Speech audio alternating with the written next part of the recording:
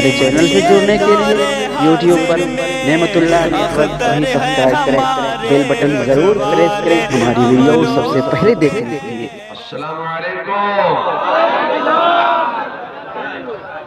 तुलसिया में 2 मरतबा सलाम करना पड़ता है, तब बमुश्किल 1 मरतबा जवाब मिलता है। अल्लाह ताला आपको सलामत रखे। अस्सलामु अलैकुम। गुफ्तगू से पहले, आगाज तकरीर से पहले मैं अपनी जानिब से ये इल्तमास करूंगा, ये गुजारिश करूंगा कि एक दिल होकर बारगाहे रिसालत यानी आकाए नामदार मदनी ताजदार सरकार अबद करार हबीब किरदिगार महबूब परवरदिगार शफी और रोज़ शुमार दोनों आलम में हमारे सरदार अल्लाह रब्बुल इज्जत की तमाम दौलतों के उसके हुक्म और उसकी अता से मालिक व मुख्तार यानी हजरत जनाबे मुहम्मदुर रसूलुल्लाह सल्लल्लाहु तआला अलैहि वसल्लम के मुक़द्दस दरबार गोहरबार में एक मर्तबा झूम झूम कर बावज़ बुलंद दुरूद व सलाम का नजरान अक़ीदत पेश फरमाइए। पढ़िए अल्लाहुम्मा सल्लि अला सय्यिदना व मौलाना मुहम्मद सल्लल्लाहु अलैहि वसल्लम व आलिहि किराम व सहबिहि करीम व बारिक वसल्लम या नबी अल्लाह सलात व सलाम अलैका या नूरन मिन नूरिल्लाह।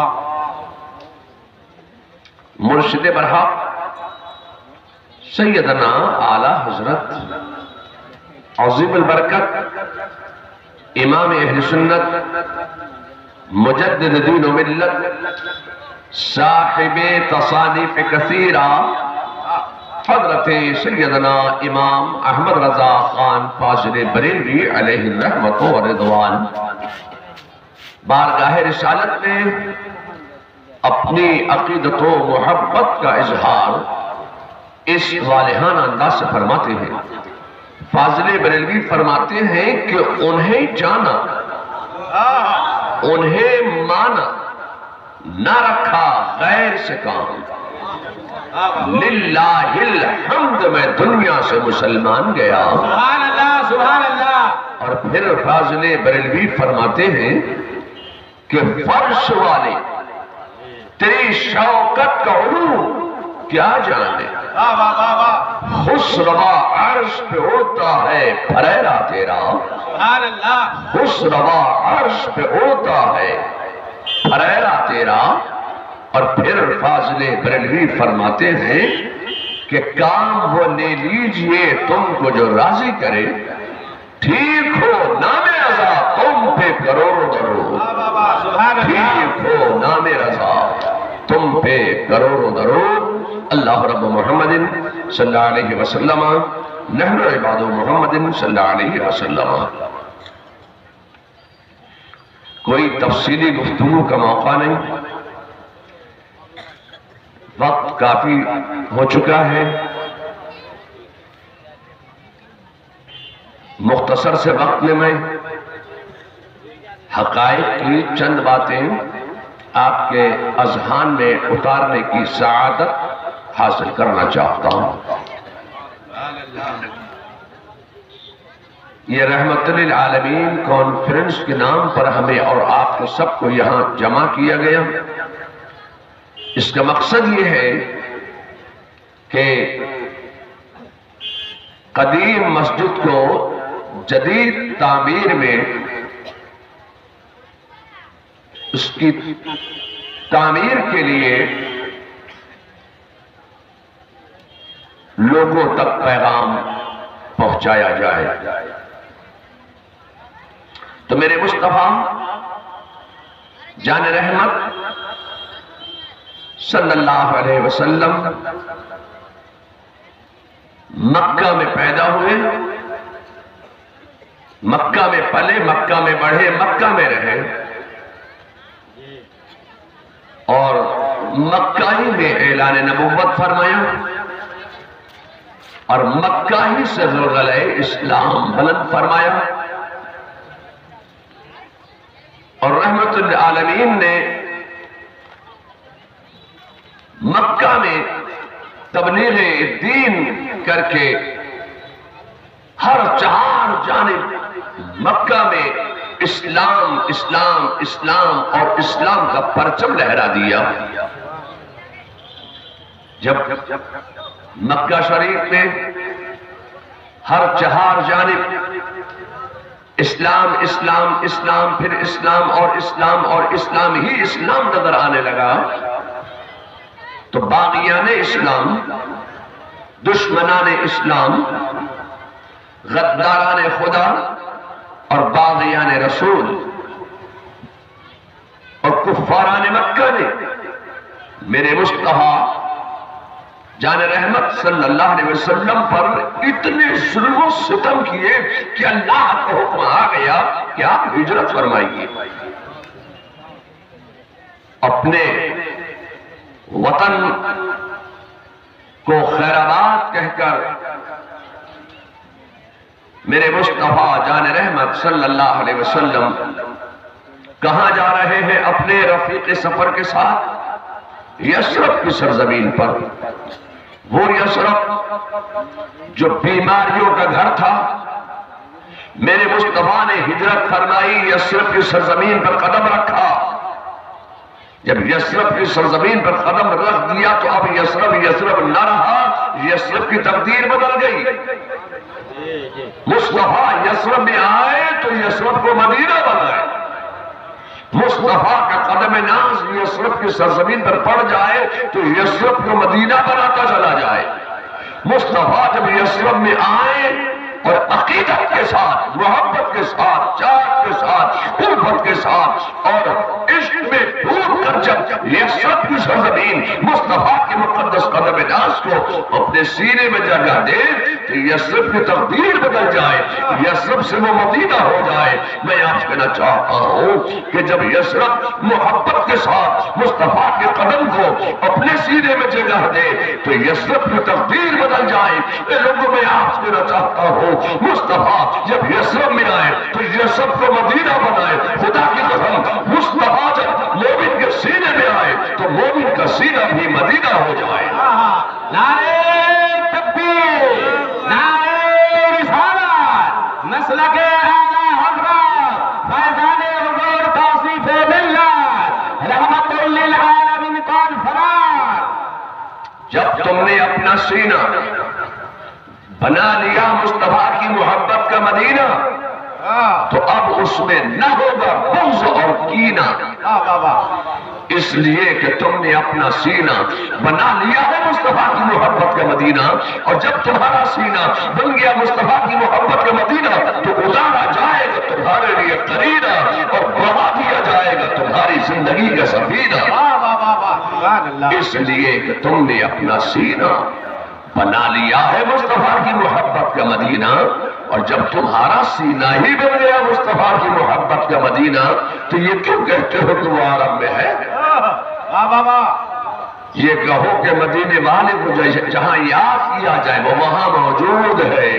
اب جب تم تلسیہ میں یاد کر رہے ہو تو مصطفیٰ تلسیہ میں موجود ہے، مصطفیٰ کو تم بہادر گنج میں یاد کر رہے ہو، بہادر گنج میں موجود ہے، ٹھاکر گنج میں یاد کر رہے ہو تو ٹھاکر گنج میں موجود ہے، پورے بہار میں یاد کر رہے ہو تو پورے بہار میں موجود ہے، بنگال میں یاد کر رہے ہو تو بنگال میں موجود ہے، زمین پہ یاد کر رہے ہو تو زمین پہ موجود ہے، زمین میں یاد کر رہے ہو تو زمین میں موجود ہے، ہواؤں میں یاد کرو تو ہواؤں میں موجود، خلاؤں میں یاد کرو تو خلاؤں میں موجود، فضاؤں میں یاد کرو تو فضاؤں میں موجود، دریاؤں میں یاد کرو تو دریاؤں میں موجود، صحراؤں میں یاد کرو تو صحراؤں میں موجود، عرش و فرش میں یاد کرو، بحر و بر میں یاد کرو، شجر و حجر میں یاد کرو، خشک و تر میں یاد کرو، لعل و گوہر میں یاد کرو، مصطفیٰ کو تم جہاں یاد کرو گے وہ وہاں موجود ہے۔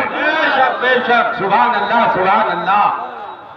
لوگوں، میں آپ سے کہنا چاہتا ہوں کہ میرے مصطفیٰ نے مدینے کو پسند فرمایا، مدینے میں قیام فرمایا، مدینے میں مصطفیٰ نے قیام فرمایا۔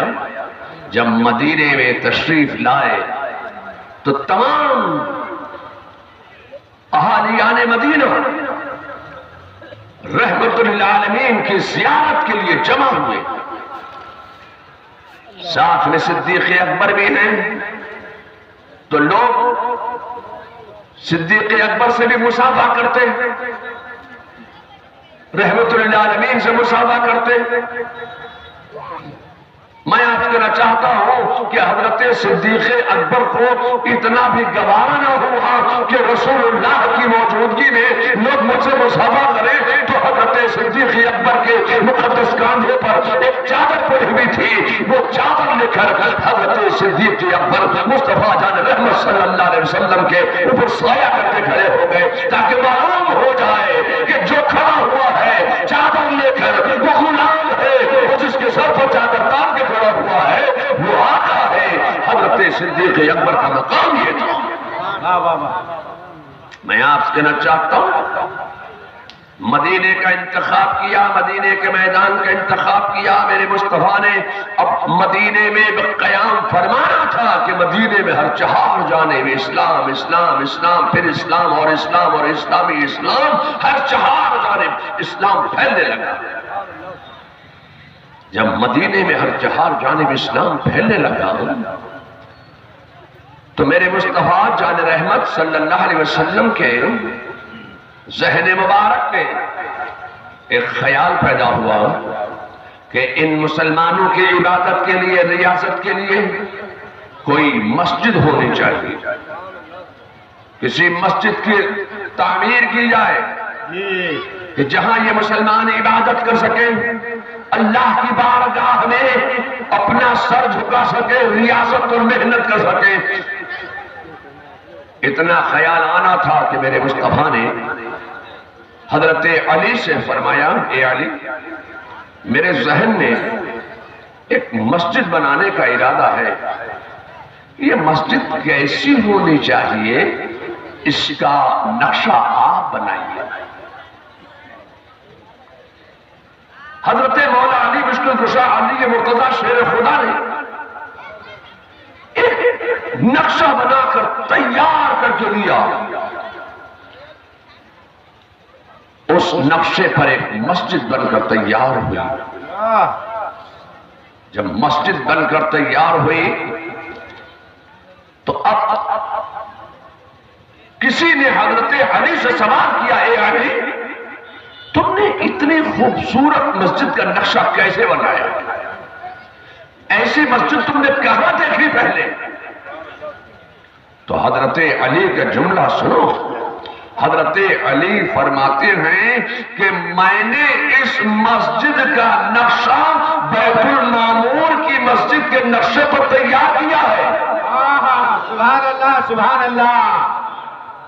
میں آپ سے کہنا چاہتا ہوں کہ حضرت مولا علی کی نظر کا کمال یہ ہے کہ بیٹھے ہیں مدینے میں اور آسمان اول پر بیت المعمور کی مسجد کے نقشے پر مسجد نبوی کے نقشہ تیار کر رہے ہیں۔ یہ ان کی نظر کا کمال تھا۔ اب میں آپ سے کہنا چاہتا ہوں کہ مسجد تو بن گئی، مسجد تیار ہو گئی، لیکن جب حضرت صدیق اکبر نے، حضرت عثمان، حضرت سیدنا مولا علی نے جب مسجد کا نقشہ تیار کیا تو اس میں ممبر نہیں بنائے۔ جس ممبر پر آج بیٹھ کر خطیب خطبہ دیتے ہیں، مسجد میں ممبر نہیں بنایا، صرف محراب اور مسجد بن کر تیار ہوئی، ممبر نہیں۔ میرے مصطفیٰ جان رحمت صلی اللہ علیہ وسلم ایک کھجور کے تنے سے، ایک ستون سے ٹیک لگا کر خطبہ ارشاد فرمایا کرتے تھے۔ ایک خاتون نے دیکھا کہ مصطفیٰ جان رحمت صلی اللہ علیہ وسلم ایک لکڑی کے ستون سے ٹیک لگا کر خطبہ ارشاد فرماتے ہیں، تو اس صحابیہ نے عرض کیا، رسول اللہ، اگر آپ مجھے اجازت دیں تو میں ایک ممبر نہ بنوا دوں کہ آپ اس ممبر شریف پر بیٹھ کر خطبہ ارشاد فرمایا کریں۔ میرے مصطفیٰ نے اجازت دی۔ اس خاتون نے جو اللہ کے رسول کی صحابیہ ہیں، انہوں نے چند ایام میں ایک خوبصورت ممبر لکڑی کا تیار کر کے بنوا کر پیش کیا. اللہ کے رسول صلی اللہ علیہ وسلم نے اس ممبر شریف کو محراب کے برابر میں جگہ عطا فرمائی. اب میرے مصطفیٰ اس ممبر شریف پر بیٹھ کر, اس ممبر شریف پر رونق افروز ہو کر خطبہ ارشاد فرمایا کرتے تھے. میں آپ سے کہنا چاہتا ہوں کہ دین کی ترقی و بقا اور استحکام کے لیے صرف مردوں ہی نے سمجھو کوشش نہیں کی ہے. دین کی ترقی کے لیے عورتوں نے بھی اپنی قربانیاں پیش کی ہیں. مسجد میں جو ممبر شریف رکھا جاتا ہے یہ رسول اللہ کی ایک صحابیہ کی یاد کو تازہ کرتا ہے, اس خاتون کی یاد کو تازہ کرتا ہے. یہ رسول اللہ کی صحابیہ خاتون نے مسجد میں ممبر پیش کیا تھا. سبحان اللہ سبحان اللہ. میں آپ کہنا چاہتا ہوں کہ اس ممبر پر انہوں نے 4 سیڑھیاں, 4 زینے بنائے. میرے مصطفیٰ کا کمال یہ تھا کہ وہ کبھی تیسری سیڑھی پر, کبھی چوتھی سیڑھی پر, تیسرے زینے پر, کبھی چوتھے زینے پر رونق افروز ہو کر خطبہ ارشاد فرماتے. حضرت سیدنا صدیق اکبر جب تخت خلافت پر رونق افروز ہوئے تو حضرت صدیق اکبر نہ چوتھے زینے پر بیٹھتے, نہ تیسرے زینے پر, نہ دوسرے زینے پر, پہلی سیڑھی پر بیٹھ کر خطبہ دیا کرتے تھے. حضرت صدیق اکبر کے بعد تخت خلافت پر جب حضرت سیدنا فاروق اعظم رونق افروز ہوئے تو حضرت فاروق اعظم کی ہمت نہ پڑی کہ وہ چوتھے زینے پر بیٹھے یا تیسرے زینے پر بیٹھے یا پہلے زینے پر بیٹھے. تو حضرت فاروق اعظم نے دوسرے زینے کا, دوسری سیڑھی کا انتخاب کیا اور دوسری سیڑھی پر بیٹھ کر وہ خطبہ ارشاد فرمایا کرتے تھے. میں آپ کہنا چاہتا ہوں کہ تخت خلافت پر اب حضرت عثمان غنی رونق افروز ہوئے. جب تخت خلافت پر عثمان غنی رونق افروز ہوئے تو حضرت عثمان غنی نے نہ پہلی سیڑھی کا انتخاب کیا, نہ دوسری سیڑھی کا انتخاب کیا, بلکہ تیسرے زینے پر بیٹھ کر وہ خطبہ ارشاد فرماتے تھے.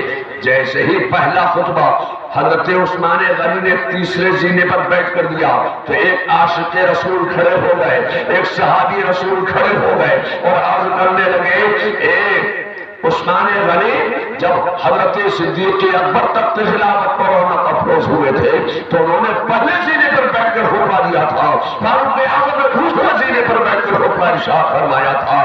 آپ نے تیسری سیڑھی کا انتخاب کیوں کیا؟ تو حضرت سیدنا عثمان غنی کا جواب سنو. حضرت عثمان غنی فرماتے ہیں کہ میں نے پہلے زینے کا انتخاب اس لیے نہیں کیا کہ اگر میں پہلے زینے پر بیٹھ کر خطبہ دوں گا تو لوگ مجھے صدیق اکبر کے برابر سمجھیں گے, اگر دوسرے زینے پر بیٹھ کر خطبہ دوں گا تو لوگ مجھے فاروق اعظم کے برابر سمجھیں گے. تیسرے زینے کا انتخاب میں نے اس لیے کیا ہے کہ رسول اللہ کے برابر تو کوئی تصور بھی نہیں کر سکتا. بے شک نہ میں صدیق اکبر کے برابر ہوں, نہ فاروق اعظم کے برابر ہوں. جب ان کے برابر نہیں ہو سکتا تو رسول اللہ کے برابر تو کوئی مجھے تصور بھی نہیں کر سکتا. یہ حضرت صدیق اکبر سے عثمان غنی کی محبت کا عالم تھا. فاروق اعظم سے حضرت عثمان غنی کی محبت کا یہ عالم تھا. آج یہ لوگ چپڑکناتی تملچی, یہ لکھنؤ کے کتے, یہ جو ہیں حکومت کے تلوے چاٹنے والے, جن کو 1 سال پہلے تڑیپار کر دیا گیا, پاور سے ہٹا دیا گیا, تو ان کی غلامی کرنے کے لیے آج یہ 3 خلفاء کی شان میں گستاخیاں کر رہا ہے, توہین کر رہا ہے کہ حضرت صدیق اکبر نے, فاروق اعظم نے, عثمان غنی نے اپنے پاور کا استعمال کر کے, اپنے اقتدار کا استعمال کر کے, اپنے اختیار کا استعمال کر کے, اپنی خلافت کا مقام استعمال کر کے انہوں نے قرآن میں کچھ تحریف کی ہے. میں آپ سے کہنا چاہتا ہوں کہ میرے مصطفیٰ جان رحمت صلی اللہ علیہ وسلم ایک سفر میں تشریف لے گئے. اس سفر میں رسول اللہ صلی اللہ علیہ وسلم کو ایک عربی النسل گھوڑا پسند آ گیا. رسول اللہ صلی اللہ علیہ وسلم نے اس گھوڑے کی قیمت عطا فرمائی اور گھوڑے کی لگام اپنے ہاتھ میں لی اور گھوڑا خرید کر کاشانے اقدس پر تشریف لے آئے. میرے مصطفیٰ اپنے کاشانے کے اندر تشریف فرما ہے. اتنے میں پیچھے پیچھے وہ اعرابی حاضر ہو گیا آ گیا جس سے گھوڑا خریدا تھا اور وہ شور مچانے لگا. اے محمد تم نے میرے گھوڑے کی قیمت تو دی نہیں, میرا گھوڑا کیسے لیا؟ ذرا سا غور تو کرو. جب میرے مصطفیٰ جان رحمت صلی اللہ علیہ وسلم کی مقدس ذات مبارکہ پر اس اعرابی نے جب یہ الزام بیجا لگایا ہوگا تو صحابہ کے دلوں پر کیا گزری ہوگی. بار بار شور مچا رہا ہے اے محمد صلی اللہ علیہ وسلم میرا گھوڑا مجھے واپس کیجیے. آپ نے میرے گھوڑے کی قیمت نہیں دی, گھوڑا کیسے لے آئے؟ آپ نے تو بس پسند کیا تھا گھوڑا کہ میں خریدوں گا, آپ گھوڑا واپس کیجیے. جب یہ اعرابی شور مچانے لگا تمام صحابہ جمع ہو گئے. صدیق اکبر بھی تشریف لے آئے, فاروق اعظم بھی آ گئے, عثمان غنی بھی آ گئے, مولا علی بھی آ گئے. اب تمام جانثار وفادار صحابہ وہاں جمع ہو گئے. حضرت ابو سفیان وہ بھی آ گئے, تمام صحابہ جمع ہو گئے. میں آپ سے چاہتا ہوں میرے مصطفیٰ بھی باہر تشریف لائے. یہ اعرابی چلا رہا ہے بڑے زور زور سے, تمہارے محمد نے میرے گھوڑے کی قیمت نہیں دی, میرا گھوڑا لے کر آ گئے, واپس لاؤ میرا گھوڑا. میرے مصطفیٰ نے فرمایا کیا کہتا ہے؟ ہاں میں ٹھیک کہتا ہوں, تم نے میرے گھوڑے کی قیمت نہیں دی, گھوڑا لے آئے, گھوڑا واپس کرو. میرے مصطفیٰ جان رحمت صلی اللہ علیہ وسلم نے ارشاد فرمایا میں نے تجھے گھوڑا پسند کر کے گھوڑے کی قیمت تجھے دے دی, اس کے بعد گھوڑے کی لگام میں نے اپنے ہاتھ میں لی ہے, میں تو تجھے گھوڑے کی قیمت دے چکا. وہ کہنے لگا کہ اگر آپ نے مجھے گھوڑے کی قیمت دے دی تو کوئی گواہ نہیں ہے. جس وقت گھوڑا خریدا گیا تھا تو وہ گھوڑا تھا یا وہ اعرابی تھا یا خریدنے والے میرے مصطفیٰ تھے, اب گواہی کون دے؟ اب یہ چلا رہا ہے لائیے گواہی, گواہی نہیں لاتے تو میرا گھوڑا دیجیے. جب دیکھا کہ معاملہ بگڑتا جا رہا ہے, صحابہ جلال میں آ رہے ہیں, تو ایک صحابی آگے بڑھ گئے. حضرت سفیان, ابو سفیان آگے بڑھے اور کہنے لگے کیا بکتا ہے؟ ہاں میں ٹھیک کہتا ہوں, تمہارے محمد نے میرے گھوڑے کی قیمت نہیں دی, گھوڑا لے کر آ گئے. میرے مصطفیٰ کی طرف دیکھا, میرے مصطفیٰ نے فرمایا میں نے تو تجھے گھوڑے کی قیمت دے دی, لاؤ کوئی گواہ.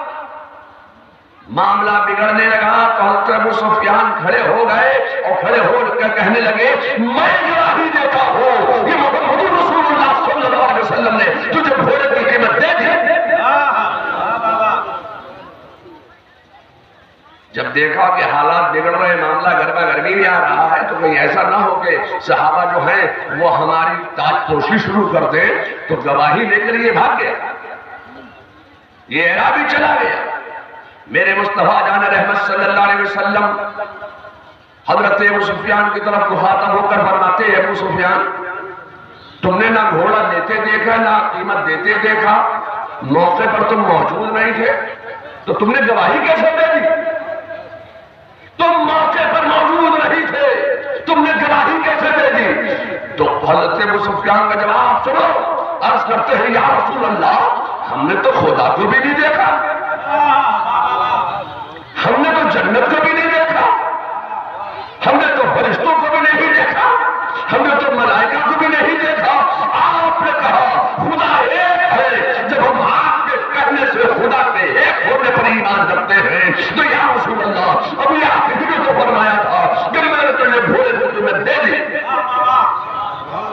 جب میں نے آپ کی زبان فیض ترجمان سے سن لیا تو مجھے یقین ہو گیا کہ آپ نے گھوڑے کی قیمت دے دی, میں نے گواہی دے دی. اب یہ نہ سمجھنا کہ بس یوں ہی یہ اتنا بڑا معاملہ ہو گیا.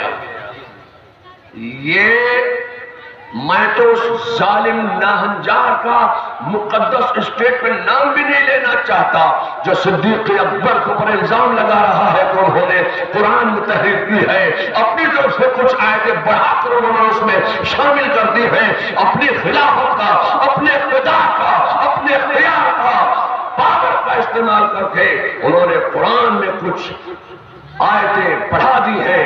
26 آیتوں کو نکالا جانا چاہیے. میں آپ سے کہنا چاہتا ہوں کہ بس یوں ہی یہ واقعہ نہیں ہو گیا. اب میرے مصطفیٰ جان رحمت صلی اللہ علیہ وسلم کا ارشاد سنو. فرمایا اے سفیان تم نے گواہی دی تو آج میں تمہیں اللہ کے خزانوں میں سے یہ نعمت دے رہا ہوں کہ جہاں تم تنہا گواہی دو گے وہاں تمہاری ایک گواہی کو دو گواہی سمجھا جائے گا. آج میں نے تمہیں 2 گواہوں کا مقام عطا فرما دیا. میرے مصطفیٰ کا یہ اختیار ہے. فرمایا آج میں تمہیں 2 گواہوں کا مقام دے رہا ہوں. جہاں تم تنہا گواہی دو گے وہاں تمہاری ایک گواہی کو 2 گواہی سمجھا جائے گا. یہ میرے مصطفیٰ کا اختیار ہے کہ اللہ کے خزانوں میں سے جس کو جو چاہے عطا فرما دے. میں آپ سے کہنا چاہتا ہوں کہ آج لوگ رسول اللہ کے علم غیب کا انکار کرتے ہیں. اب یہاں پر علم غیب مصطفیٰ دیکھیے, میرے مصطفیٰ کے ظاہری زمانے ظاہری میں جو قرآن آج آپ 30 پارے کا مجلد کتابی شکل میں دیکھ رہے ہیں تو رسول اللہ کی ظاہری حیات میں یہ قرآن ایسا نہیں تھا. تو رسول اللہ کی ظاہری حیات میں قرآن کیسا تھا؟ قرآن صحابہ کے سینوں میں محفوظ تھا, کھجور کے پتوں پر لکھا ہوا تھا, جھنکاردار ٹھیکریوں پر لکھا ہوا تھا, مسجد کی دیواروں پر لکھا ہوا تھا. میرے مصطفیٰ جان رحمت صلی اللہ علیہ وسلم کے خلیفہ اول حضرت ابو بکر صدیق رضی اللہ تعالیٰ عنہ جب تخت خلافت پر مقبوض ہوئے تو عہد صدیقی میں حضرت صدیق اکبر کے ذہن مبارک میں یہ خیال پیدا ہوا کہ یہ قرآن جمع کیا جائے. اس قرآن کو جمع کیا جائے جو مساجد کی دیواروں پر لکھا ہوا ہے, جو جھنکاردار ٹھیکریوں پر لکھا ہوا ہے, جو کھجور کے پتوں پر لکھا ہوا ہے, اس قرآن کو جمع کیا جائے.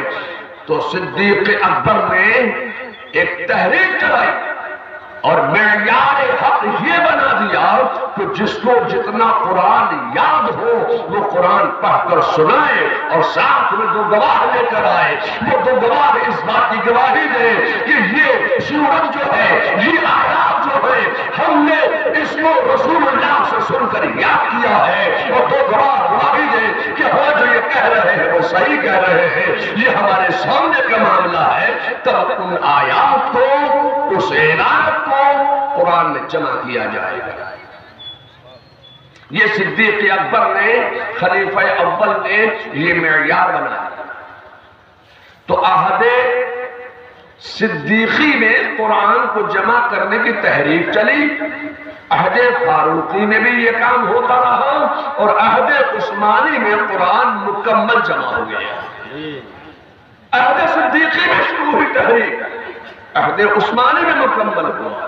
اب میں آپ سے کہنا چاہتا ہوں کہ جب قرآن کی جمع کرنے کی تحریک چل رہی تھی تو صحابہ پڑھ کے سنا رہے, اور پڑھ کے سنا رہے ہیں, ساتھ میں 2 گواہ لا رہے ہیں. وہ 2 گواہ یہ گواہی دے رہے ہیں کہ جو عبارت یہ پڑھ رہے ہیں اس کو رسول اللہ سے سن کر انہوں نے یاد کیا ہے اور ہم اس کی گواہی دیتے ہیں.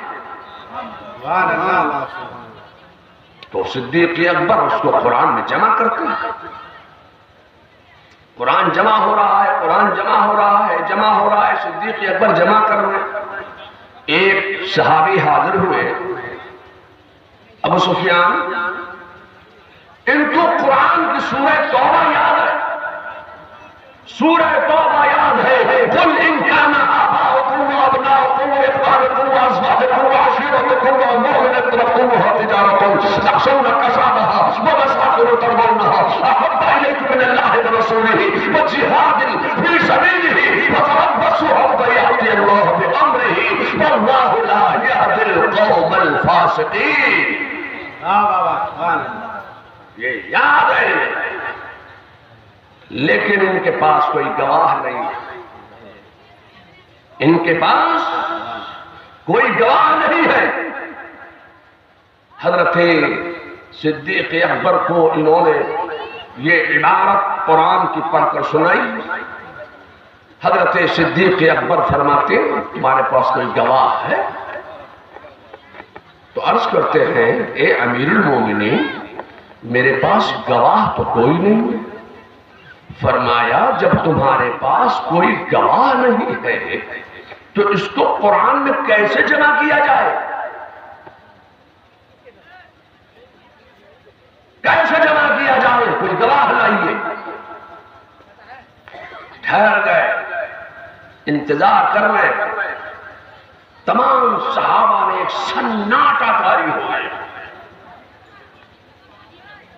ایک صحابی کھڑے ہوئے، کہا اے صدیق اکبر، اے خلیفہ اول، اے امیر المومنین، کیا آپ ان کو نہیں جانتے ہیں؟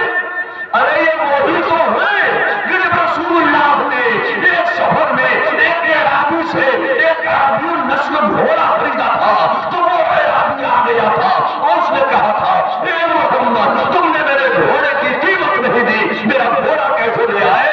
اگر گھوڑے کی قیمت دے دی ہے تو کوئی گواہ لائیے. کیا آپ کو یہ واقعہ یاد ہے؟ تو صدیق اکبر کہتے ہیں ہاں مجھے یہ واقعہ یاد ہے.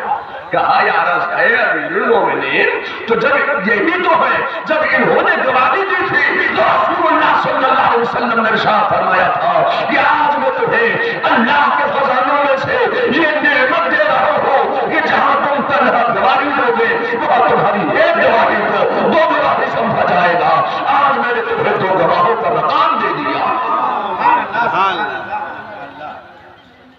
آج میں تمہیں دو گواہوں کا مقام دے رہا ہوں. تو یہ میرے رسول کا، یہ رحمت للعالمین کا، یہ مصطفیٰ جان رحمت صلی اللہ علیہ وسلم کا علم غیب ہے. میرے مصطفیٰ جانتے ہیں کہ ایک دور ایسا آنے والا ہے جب میں دنیا سے ظاہری طور پر پردہ فرماؤں گا، تخت خلافت پر صدیق اکبر رونق افروز ہوں گے، قرآن کو جمع کرنے کی تحریک چلائیں گے. معیار یہ رکھ دیں گے کہ دو گواہ گواہی دیں تب قرآن کی عبارت کو قرآن میں جمع کیا جائے.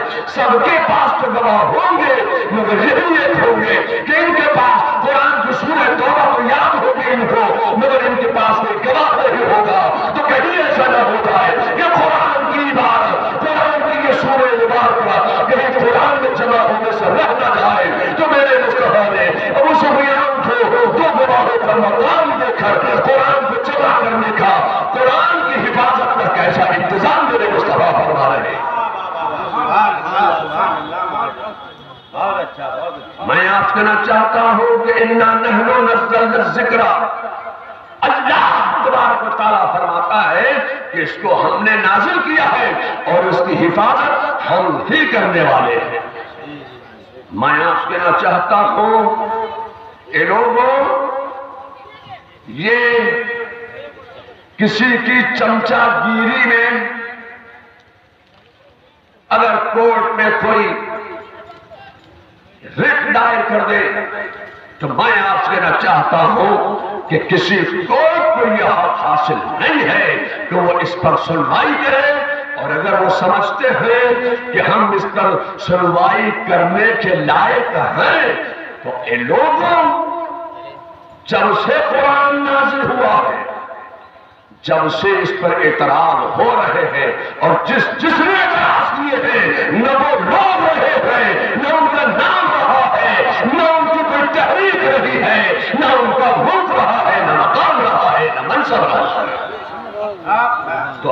اپنے بارے میں سوچ لیجئے کہ آپ کا کیا ہونے والا ہے۔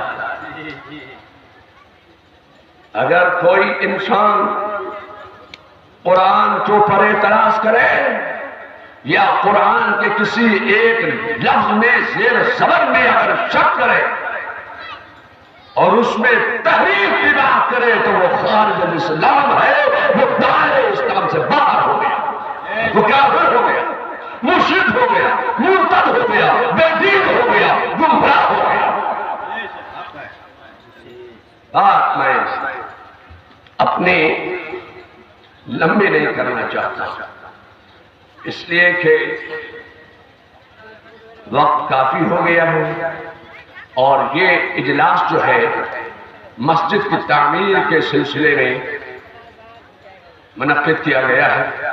اللہ تبارک تعالیٰ اس مسجد شریف کے محراب و منبر اور گنبد و مینار سے، اذانوں کی برکت سے اور خطبے کی برکت سے اور منبر محراب سے، سجدوں کے سرور کی برکت سے، اس علاقے سے جملہ سیارکان کی نحوستوں کو دور فرما دے اور اپنی برکتوں کا نزول فرما دے۔ بات میں اپنی کہاں لمبی کروں اس لیے کہ میں آپ کے تلسیہ میں نیند تو قربان کر دی، اپنے آپ کو تو ضرور قربان کر سکتا ہوں مگر اپنی تقریر میں آپ کے گاؤں میں قربان کرنے نہیں آیا ہوں۔ ہاں نیند میں قربان کر سکتا ہوں، اپنی ہی قربانی دے سکتا ہوں مگر جو تقریر ہے یہ دین ہے، میں تقریر قربان نہیں کروں گا۔ میں رات کے اس آخری حصے میں آپ کے کھلے ہوئے منہ میں رسگلے کی طرح اپنی تقریر نہیں رکھ سکتا ہوں، اس لیے کہ میری تقریر کوئی سلیگوڑی کا رسگلہ نہیں ہے، کوئی کلکتہ کا رسگلہ نہیں ہے، رسگلہ سولو کلکتے کا رسگلہ نہیں لایا ہوں میں کہ کھلے ہوئے منہ میں رسگلے کی طرح تقریر رکھ دوں اور آپ گٹک جائیں۔ تقریر منہ بند کر کے آنکھیں کھول کے سنی جاتی ہے، اب آپ کی آنکھیں بند ہو رہی ہے، منہ کھل رہا، کھلے ہوئے منہ میں تقریر کیسے جا سکتی ہے؟ یہ رسگلہ تو ہے نہیں۔ تو میں کوئی لمبی تقریر نہیں کرنا چاہتا۔ اللہ تعالیٰ اس جلسے کو، جلسے میں ذکر و اذکار کی برکت سے آپ سب پر رحمت و نور کی برسات کا نزول فرمائے۔ جو حضرات اب تک کسی سنی صحیح عقیدہ پیر کے مرید نہیں ہوئے، صرف وہی لوگ مرید ہونے کی نیت کریں۔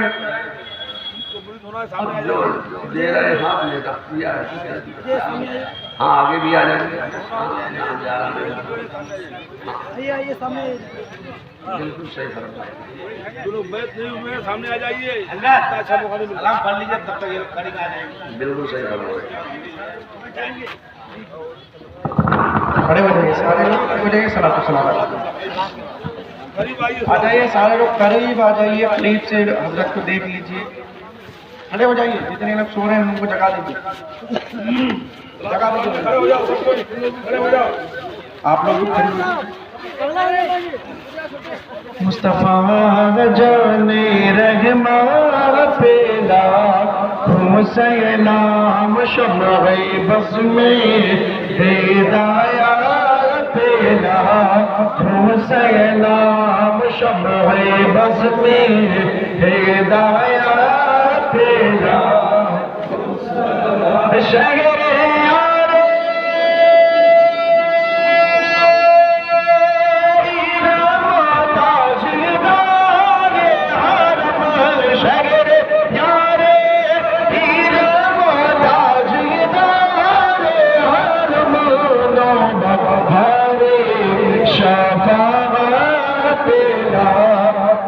سلام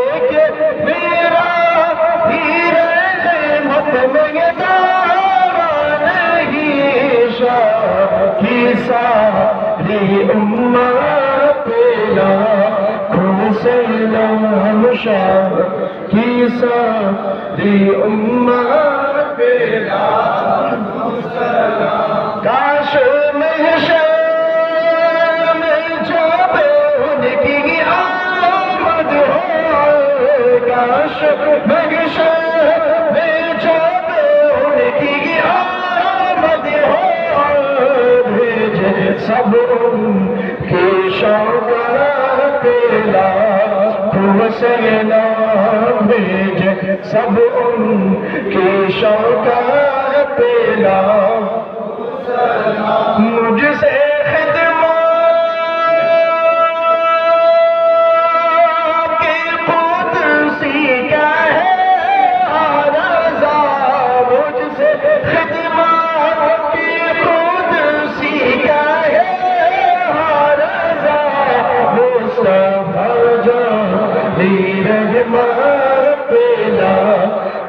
سلام شمع بزمی ہدایت پہ ڈال دی قلب میں عظمت مصطفیٰ ڈال دی قلب میں عظمت مصطفیٰ سیدی اعلیٰ حضرت سلام سیدی اعلیٰ حضرت پہ لاکھوں سلام السلام علیکم رسول اللہ صلی اللہ علیہ وسلم دیکھیے مطلب نہیں کھڑے رہے آپ تشریف رکھیے بس چادر کھڑے رہنے ہو جائے